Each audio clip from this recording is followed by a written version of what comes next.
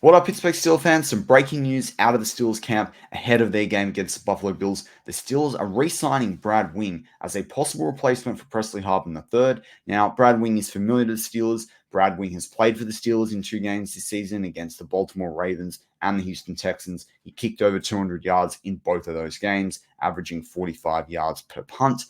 Now, Presley Harvin is someone that the Steelers drafted, but it's been fairly I would say inconsistent at times for the Steelers. He's had injuries as well, but he has shanked that ball far too often. He has not delivered on far too many punts. So he's not really turned out to be the replacement for Jordan Berry that I think a lot of Steelers fans and the coaching staff were hoping for.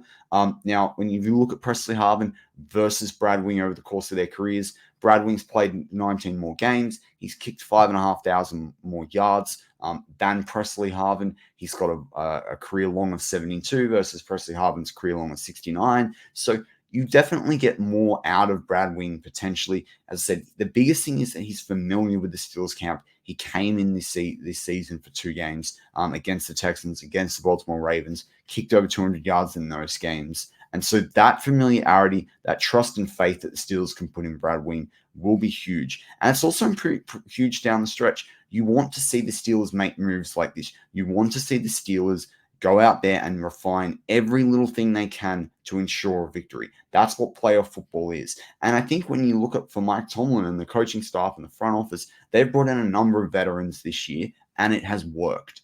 For the most part, it has worked. It has been absolutely key. We're now in playoff football where experience really matters. We've still got a lot of young guys that are key that are contributing. Eliminating any margin for error is absolutely vital. So I love the move from the Steelers. And maybe we'll see more of these, particularly if the Steelers do beat the Bills. Even the Ravens, number 1 seed, are going out and trying to, have got Dalvin Cook.